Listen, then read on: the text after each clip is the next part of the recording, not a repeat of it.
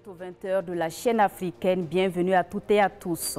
Dans l'actualité de ce mardi au Libéria, alors que se tient un référendum constitutionnel, George Weah balaie toute idée de troisième mandat. Mais cela inquiète les opposants qui l'accusent de vouloir briguer un second mandat. Des détails dans un instant. Également dans l'actualité, nous parlerons de ce phénomène de perturbation des cours en milieu scolaire en ce mois de décembre qui persiste malgré la mise en garde du gouvernement burkinabé. Plusieurs élèves ont encore manifesté ce mardi. Les États-Unis ajoutent le Nigeria à la liste noire des pays qui sont mauvais élèves en matière de liberté religieuse. Dans un rapport publié récemment, le secrétaire d'État américain pointe du doigt des violations de la liberté de religion au Nigeria. C'était là le sommaire de cette édition. Bonsoir à toutes et à tous. Commençons par le Libéria où les électeurs se sont rendus aux urnes ce mardi 8 décembre pour se prononcer sur une réforme de la Constitution voulue par le président George Weah. Il propose notamment de réduire la durée du mandat présidentiel de 6 à 5 ans, mais inquiète les opposants. Cela permettrait en effet au président de 54 ans de remettre les compteurs à zéro et de briguer 2 mandats supplémentaires. Des rumeurs ont attribué à George Weah ces derniers mois la volonté de tirer profit du changement de constitution pour briguer un second mandat présidentiel, comme viennent de le faire ses homologues Alpha Condé et Alassane Dramane Ouattara. Son entourage affirme pourtant que l'enfant des bidonvilles de Monrovia ne pense pas à un troisième mandat. Et puis en Égypte, dans un communiqué, l'armée a indiqué que les forces aériennes avaient réussi à éliminer 25 éléments takfiri. Les responsables des forces de sécurité égyptiennes utilisent le terme de takfiri pour désigner les militants islamistes extrémistes dans la région stratégique du nord-est. 15 autres djihadistes présumés ont également été tués au cours des opérations. Par ailleurs, 2 officiers, 2 sous-officiers et un soldat, soit 7 de ses membres ont eu l'honneur de tomber en martyrs ou d'être blessés au cours des affrontements. Ces opérations ont également abouti à l'arrestation de 12 autres combattants extrémistes présumés, poursuit le communiqué. Et puis nous en venons à ce phénomène de perturbation des cours qui se poursuit dans les établissements de Ouagadougou, malgré le communiqué du gouvernement mettant en garde les auteurs de ces pratiques. Dans la matinée de ce mardi 8 décembre, des individus en cagoule ont empêché les élèves du lycée privé Yesouenbala, 6 au quartier Padoua, à suivre les cours. Nos reporters Achille Ouedraogo et Mamadou Souare ont fait le constat pour vous. Suivez. Le phénomène est devenu pratiquement une coutume dans le milieu scolaire burkinabé. Un mois de décembre complètement paralysé avec des grèves à n'en pas finir. Selon des témoignages, encore dans la matinée de ce mardi 8 décembre, au lycée privé Yesouenbala à la Padoua, des individus cagoulés sont arrivés à bord de motos pour perturber les cours des élèves qui pourtant sont déterminés à poursuivre leur programme. Ce matin, les grévistes sont venus et puis on nous a fait sortir avec des grosses motos pour nous faire sortir. On a pilé avec des cailloux sur les tôles et on a amené des chicottes pour faire sortir les gens. On était en classe en train d'étudier, puis les grévistes sont venus avec leurs motos pour nous faire sortir. Mais comme ils ne veulent pas travailler, ils n'ont qu'à nous laisser faire nos études là. Tout le monde veut avoir un avenir. Comme ils ne veulent pas travailler, ils n'ont qu'à nous laisser travailler. Pour leur sécurité, le directeur de l'établissement a libéré ses élèves dès l'arrivée des grévistes. Il appelle par ailleurs l'autorité publique à prendre à bras le corps le problème. C'est la grève des élèves. On ne connaît pas le contenu de cette grève-là. Ils viennent avec la violence, ils jettent les cailloux, ils sont armés de chaînes, de couteaux, et ils viennent avec la vitesse. Ils veulent vraiment blesser les élèves. Donc pour leur sécurité, on les libère. Il y en a qui veulent résister, mais moi j'ai préféré les libérer pour qu'on ne blesse pas les enfants. Parce qu'on n'a pas de sécurité. Donc si vous voulez, on va vous demander de porter notre voix plus haut à ce que la sécurité des élèves soit assurée. Et à la police pour ça. Bon, bien sûr qu'on a vu le communiqué du gouvernement que j'ai affiché de l'autre côté là. Mais si la police n'intervient pas, on ne peut rien faire. Il y a à peine 5 élèves à moto qui sont venus. On aurait préféré qu'on trouve une solution pour qu'on puisse quand même évoluer, progresser dans nos programmes. Qui sont les auteurs de ces troubles et à quelle fin? Les autorités sont vivement interpellées à se pencher sérieusement sur la question pour que ces pratiques cessent dans notre pays. Et puis, dans le cadre de la lutte contre le terrorisme et les conflits intercommunautaires au Burkina, la localité de Foubé, dans le centre-nord, est connue surtout pour son site d'accueil des déplacés internes. Ce site qui abrite plus de 11 000 déplacés internes a reçu ce 4 décembre plutôt la visite de la ministre en charge de l'action humanitaire qui a apporté des vivres. Plus de détails avec Paul Mikirwamba. La ministre en charge de l'action humanitaire qui succombe à ses propres émotions. Elle est de retour sur le site de Foubé 2 années après l'installation des déplacés internes ayant fui les conflits à Yirgou, à Gasseleki et autres localités environnantes. Hélène Marie-Laurent Chilboudo-Marchal est plutôt émue. Elle est même très heureuse de voir ces centaines de Burkinabés relever le défi de la résilience. Ici, la menace terroriste est quasi permanente. Vous savez, nous avons installé ce site il y a 2 ans parce que quand il y a eu le problème de Yirgou, vous savez, après il y a eu le problème des attaques de Gassaliki, les gens sont venus ici et nous avons demandé l'hospitalité endogène et les populations de Foubé ont donné cette terre et nous avons conservé, nous sommes battus au niveau du gouvernement pour que les gens restent au plus proche de leur famille et de leurs racines. Et nous sommes satisfaits aujourd'hui du travail que le ministère, avec ses collaborateurs, avec ses partenaires, a entrepris pour maintenir ces personnes vraiment dans l'urgence. C'est vrai qu'il y a des besoins, mais nous voyons que le plus urgent est relevé. Nous avons les salles d'accouchement pour des femmes, nous avons des salles de soins pour les gens malades. Sur le site des déplacés internes de Foubé, ce qui frappe le plus, c'est le nombre impressionnant d'hommes, de femmes et d'enfants. Ils sont au moins 11 000 selon le ministère en charge de l'action humanitaire. Depuis 2 années, ils passent leur quotidien ici sans la moindre activité génératrice de revenus et sous une assistance permanente des humanitaires et du gouvernement burkinabé. Leurs préoccupations quotidiennes se résument à des besoins vraiment primaires. Nous qui sommes ici avons plusieurs préoccupations. Il y a d'abord le problème de nourriture.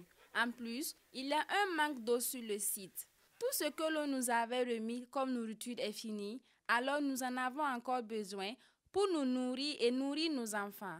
Enfin, nous sollicitons de l'aide pour nous lancer dans l'agriculture, l'élevage ou la fabrication de savon afin d'être autonomes.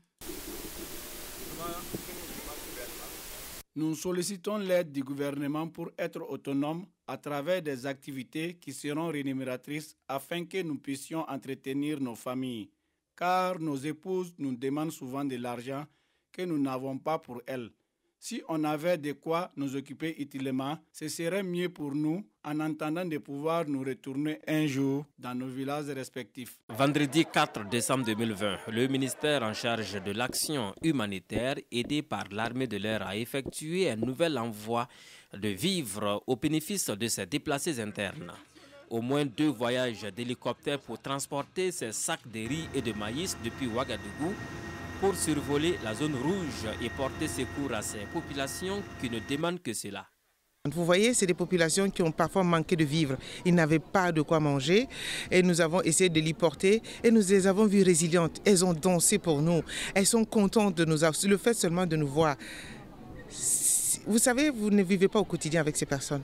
Nous avons passé des périodes très difficiles où on ne pouvait pas passer la route, où il y avait des femmes qui devaient avoir des césariennes et on devait les évacuer sur Kaya, sur Ouaga. Et nous avons plaidé avec le Seigneur et plaidé avec l'armée et nous avons pu relever tous ces défis. Quand on pense à tout ça, il y a un moment, quand il y a la pression baisse, les larmes coulent. Je suis une femme quand même, hein, même si je suis ministre, je reste humaine et une femme. Donc c'est peut-être ces émotions qui sont revenues parce que nous avons passé des périodes très difficiles, les agents et moi. Donc. Au-delà des vivres, l'assistance humanitaire du gouvernement burkinabé consiste également en la prise en charge psychologique de ces déplacés internes, les enfants surtout, qui bénéficient d'espaces de loisirs sous l'encadrement technique d'éducateurs sociaux qui se relaient mensuellement sur le site. Sur ce site des déplacés internes de Foubé, le ministère en charge de l'action humanitaire est donc bien présent malgré les risques, ce qui a d'ailleurs valu ces mots d'encouragement de la ministre. J'ai les agents du ministère de la Solidarité nationale et de l'action humanitaire qui sont sur place. Et comme nous sommes en charge de l'humanitaire, nous avons dû développer des stratégies pour maintenir ces personnes. Donc nous avons travaillé avec des partenaires tels que Food for Progress, qui travaille sur tous nos sites d'ailleurs. C'est une association de médecins et d'infirmiers qui sont là, qui répondent aux urgences. Et nous avons Médecins sans frontières qui est aussi sur le site. Donc nous travaillons déjà avec ces gens parce que vous savez que la zone était très risquée. Nous avons des agents qui ont laissé leur famille pour être aux côtés de ces gens. Je vais les féliciter. Et c'était un volontariat. Et nous ne pouvons pas affecter des personnes dans les zones à haut risque. Donc, je vais remercier mes agents qui m'ont accompagné dans cette aventure. Et aujourd'hui, tout le monde est satisfait. Et ceux qui n'ont pas voulu venir le regrettent peut-être. Mais bon, c'est Dieu qui gère tout le monde. Donc, nous allons mettre nos vies dans les bras du Seigneur. Foubé est une localité située dans la commune rurale de Barsalogo, dans la région du centre-nord, mais pas très loin de Djibo, dans le Soum. Une localité rendue tristement célèbre par les attaques terroristes à répétition, dont la plus récente est celle d'un convoi le 30 mai 2020 sur l'axe Foubé-Barsalogo. Depuis 2 ans, ce village accueille sur un site aménagé à cet effet les personnes ayant fui les affrontements intercommunautaires de Yirgou, puis les attaques terroristes de Gasseleki dans la commune d'Arbinda. Depuis lors, sont aux cheveux de ces déplacés internes les agents du ministère des Affaires sociales, quelques ONG humanitaires et surtout les forces de défense et de sécurité. Mais jusqu'à quand? Mystère et boule de gomme. Voilà, je vous le disais en titre, les États-Unis ont ajouté lundi le Nigeria à leur liste noire des pays particulièrement préoccupants en matière de liberté religieuse, considérée comme la première des libertés par le chef de la diplomatie américaine, Mike Pompeo. Dans son dernier rapport sur la liberté religieuse dans le monde publié en juin, le département d'État américain relevait les tensions entre les autorités et les groupes chiites au Nigeria, dont les manifestations sont régulièrement réprimées dans le sang. L'inscription sur la liste noire peut ouvrir la voie à des sanctions, notamment au retrait de l'aide financière du gouvernement américain si les pays désignés ne prennent pas des mesures pour corriger les entraves à la liberté religieuse qui leur sont reprochées par Washington. Et puis, s'il est confirmé par le Sénat, Lloyd Austin, âgé de 67 ans, sera le premier homme noir à diriger le Pentagone. La loi fédérale américaine exige 7 ans de retraite du service actif avant d'assumer le rôle, alors que le général n'en a fait que 4. Général 4 étoiles à la retraite, Lloyd Austin a une longue expérience au sein du Pentagone. Il a également travaillé étroitement à divers postes avec Joe Biden dans le passé, lorsqu'il était vice-président. Le probable futur chef du Pentagone a dirigé des combats sur le terrain en Afghanistan et en Irak après les attentats du 11 septembre 2001. Et la journée internationale de la femme, c'est précisément dans 4 mois. Le ministère en charge de la femme s'attelle déjà pour les préparatifs. Le pain qui est retenu pour cette commémoration ainsi que le thème ont été présentés ce matin à la presse ici à Ouagadougou. Et c'était en présence de Bassirou Sawadogo, Faïsatou Sangaré et Aurélia Minungu. 2 types de pain ont été retenus pour la commémoration de l'édition 2021 de la Journée internationale de la femme au Burkina Faso. Il s'agit du pain tissé faso d'Anfani et du pain imprimé. La ministre en charge de la femme a partagé les éléments qui ont prévalu à la sélection des pains. À la date du 19 septembre 2019, le ministère a lancé un appel à candidature ouvert à la compétition de fabrication et de vente de pain imprimé dans le cadre de la commémoration du 8 mars. Au terme du dit communiqué, le prestataire retenu devrait soumettre des motifs pour la commémoration des 2 éditions de la Journée internationale de la femme, à savoir 2020 et 2021. C'est ainsi que du fait de cette année que la société Lex Savatex, qui est devenue Ganitex, qui a été retenue pour l'année 2020 et a proposé à la commission des motifs pour l'année de 8 mars pour l'année 2021. En ce qui concerne les pains tissés, un communiqué ouvert à la compétition à la date du 7 août 2020 a été publié par la presse. Les offres reçues par les directions provinciales de la femme, la solidarité nationale, la famille et l'action humanitaire ont été centralisées à la direction générale où une présélection a été effectuée. Les motifs présélectionnés par les régions ont par la suite été transmis au secrétariat général du ministère qui a fait une commission et cette commission a parachevé le processus de sélection du motif unique du pain d'Anfani 2021. Dans le souci de préserver son unicité et d'éviter la contrefaçon, le pain imprimé n'a pas été présenté. Pour le pain tissé, c'est le motif proposé par Pauline Woba de la région du Centre-Sud qui a été retenu. Elle recevra du ministère un prix en numéraire d'une valeur de 2 millions de francs CFA. Pour la confection du motif, j'ai utilisé les fils blanc sale et 25-2. Et le motif est composé de 3 couleurs. D'abord le colorant blanc et marron noir et le violet. Voilà, donc le motif est composé de couleur blanc sale. La couleur blanc sale est marron noir et le violet. Je suis très contente parce que le ministère a décidé de m'accompagner avec une somme de 2 millions qui me permet d'avoir la matière première pour la production de ce pain. Je suis très contente. Le Burkina Faso a décidé de mener la réflexion de cette journée internationale autour du thème « Inclusion financière par le numérique pour un développement économique de la femme, défis et perspectives ». Une étude de l'UNCDF, de l'Institut des Nations Unies, en 2016 a prouvé que les femmes avaient étaient moins présentes dans l'inclusion financière. Et nous savons aujourd'hui qu'avec l'évolution des temps, il est important que les femmes puissent accéder à cet outil. Vous savez, être lettré n'a rien à voir avec l'accès à l'inclusion.